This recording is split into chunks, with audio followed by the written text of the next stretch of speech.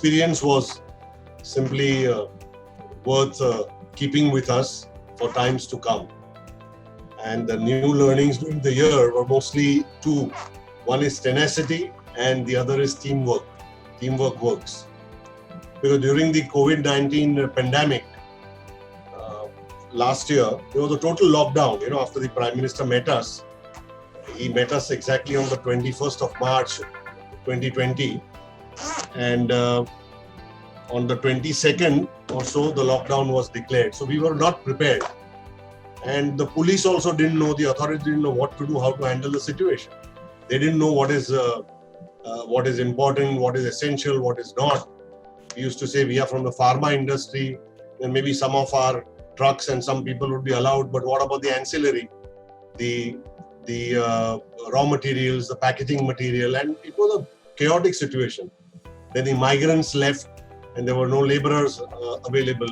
So we had to work very closely, almost 24-hour job. We used to be in touch with some of our companies as an association, then the local bodies, the FDA, the police, the DCGI, the Department of Pharma, the NPPA, various other organizations, the AIOSD, the Chemists and Druggists Association, all India level.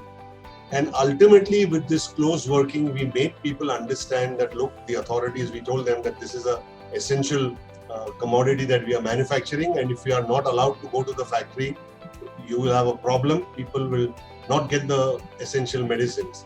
And that's when, I'll tell you, the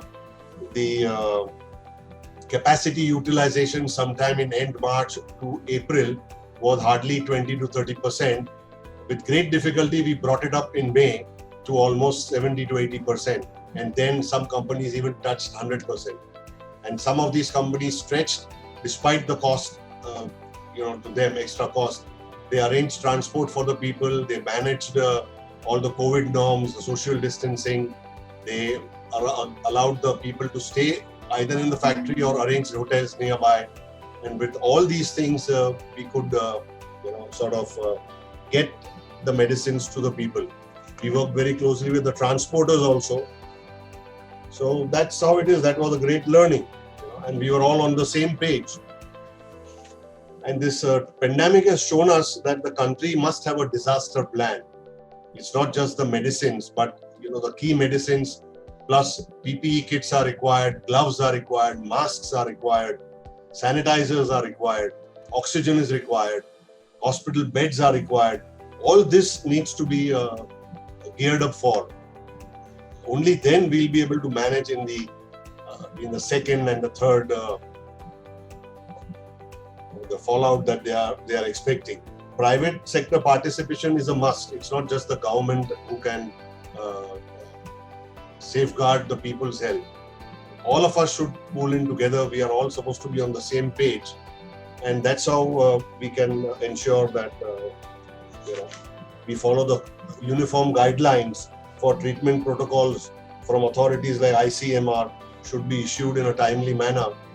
And most importantly, it is digitization which plays a key role today, because in order to maintain social distancing and the COVID norms, you can't go out and have physical contact with people, especially the marketing and the sales people. So the doctor MR contact has to be most minimum. And so digitization plays a very important role. And we did rise to the occasion to ensure that the new normal was digitization. And most of the healthcare and pharma companies did rise to the occasion. Whilst, of course, I'm proud to tell you that India ventured in digitization way back in 2015, but now we really rose to the occasion. And we proved to the world that new normal is digitization. And it has taught us so many things, like earlier it was work from office, then it was work from home, and now it is work from anywhere. Any part of the world you can work and fulfill your obligations. And the thumb rules also change now. Earlier it was perform or perish. It is now digitize or diminish your business. So everybody has to digitize.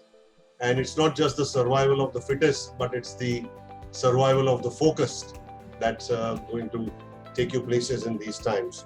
and the MR doctors interaction is also going to be virtual now. So this is what the new normal has taught us, and how we are going to take care of ourselves and our businesses in the next phase now. At least now the government and we both have learned that unless there is movement of men material, you can't have production, and you can't meet the medicines required by the people. So it is necessary that the government supports our recommendations of vaccinating the pharma employees. You know, you've seen that the frontline workers, the doctors, nurses, the police and all are being vaccinated, but they're not doing anything about the pharma workers. So we have been telling them, right from DOP to NPPA and to the PMO and Niti Aayog, we've been telling them that we are also the frontline workers. All our employees need to be vaccinated, because if their health is taken care of, they will be able to take care of your health. So once they do that, I think it will be easily solve these problems. And the government has to then work closely with us to strike a balance between lives and livelihoods. I mean, what do you want more? You want economy to survive alone, or you want people's lives to be taken care of? So you have to strike a perfect balance between economy and jobs. That's what we've been trying to tell the government. Over the last 10 years, we've been telling the government that our dependence on China for APIs has been quite dangerous. And it could be worse than a war situation if suddenly they decide to increase the price tremendously, which in fact is happening now, or if they are not able to supply to us. Though fact remains that we are also one of the major buyers, and they better be good with us and we be good with them. But you never know, the dependence has to be reduced. So we kept on telling them that we've ultimately been pioneers in APIs, except that when China took over, and then the prices were brought so low that our people could not afford to produce at that cost. And so even the Indian formulation manufacturers shifted from the local APIs right to the Chinese API manufacturers. And that's how the whole sob story began. So, but now the government is coming up with a production incentive scheme, production linked incentive is called the PLI-1, PLI-2. And with that, they are coming up with certain molecules to be given to some Indian companies. There also, we need to work closely with them to see that there is no monopoly. I mean, it should not be that from the Chinese monopoly, it comes to the Indian monopoly. So we are working closely with the government. Government has realized, and we are quite confident in times to come, the dependence on China will be reduced. But what is happening is that with this type of scheme, the government wants only the new companies with new plants, new machinery to be invested into. So all that is going to take at least 2, 3, 4 years, especially fermentation type of products and all, they take a long time. So we've been telling the government that why don't you give some scheme for existing manufacturers in existing plants? They can just utilize their entire capacity, increase their capacity and start giving material whereby immediate results can be shown. So we've been telling the government that. Then even the Ministry of Environment, Forest and Climate Change, we've been trying to make them understand that these environment rules are so strict.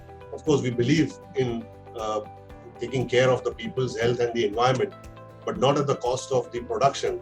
So we've been trying to tell them that in other countries and in some of our states, what is happening is that specialists are given the job of taking care of effluent treatment. So we can only concentrate on manufacturing quality APIs at good prices. So government has now understood these things. We've been telling them that, okay, if there's a change in the product mix, like we have an export order suddenly, and that product is not approved by the local authorities, they should immediately allow us to produce that product, irrespective whether we have been given the approval or not. Because as long as the total outlay of the effluent is not affected, they shouldn't bother about these rules and regulations. No, we need to change with the times. And then if the API manufacturers are supported and the manufacturing capacity goes up, we'll be able to meet our immediate requirements.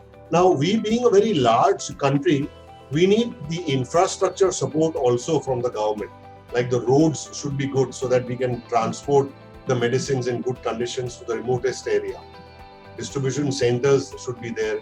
We need to develop air-conditioned storage facilities, computerized storage facilities, air-conditioned trucks, to support the cold chain that's happening.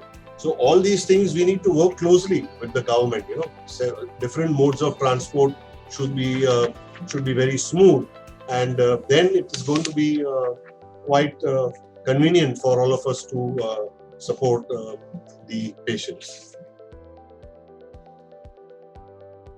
SME is the bloodline of any industry, and we have almost 1,000 members in our family, IDMA. Out of which you'll be surprised, there are more than 500 who are absolute small and on the lower side of the medium. So after all, we have to do a lot for them. So what we have been doing over the years recently is that we are trying to train them. We bring speakers from abroad. We have some good local speakers, and we give them training programs that they are supposed to meet our Schedule M manufacturing norms and the revised norms. And now we have tried to support them to see and train them to see that they all meet the WHO GMP norms.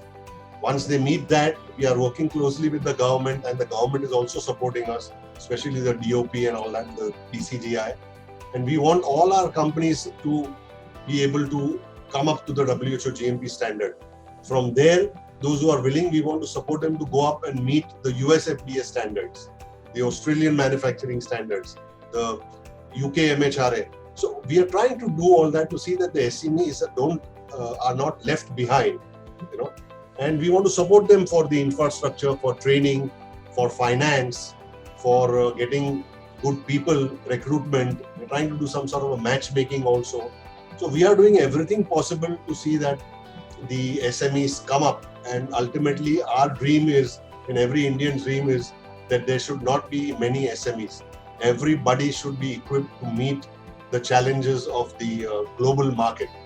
That's what our ultimate goal is going to be. We have been telling the government that if they want the pharma industry and the healthcare industry to do well, they must increase the healthcare spend to at least 5% of the GDP, which is today just 1.3, which is one of the lowest in the whole world. And we are known as the pharmacy of the world. We are the sixth or seventh largest as far as manufacturing is concerned in the world. As far as prices are concerned, we are so competitive that we are, value-wise, we are almost 12th or 13th. So taking into consideration all that, we want the SMEs to take advantage of these exhibitions. So exhibitions are definitely a thing that is to be supported. I have personally visited exhibitions, and it's a ready-made platform, especially for the SMEs who cannot afford to travel to different places and stay in different places, thereby spending a lot of money. Whereas in one exhibition itself, where the footfall is good, they can meet so many buyers or sellers, and who can display their wares. So there's a big advantage of these exhibitions. And no doubt, face-to-face is the best way that we have seen. But in today's times, because you need to meet the COVID norms, it's not going to be that easy. So we must ensure that the COVID protocols are met, plus the cost saving that is there now in the virtual exhibitions. People don't have to travel, people don't have to spend money on travel and stay. So all this helps, but ultimately, as I said, face-to-face has to begin, and it has to begin in a phased manner.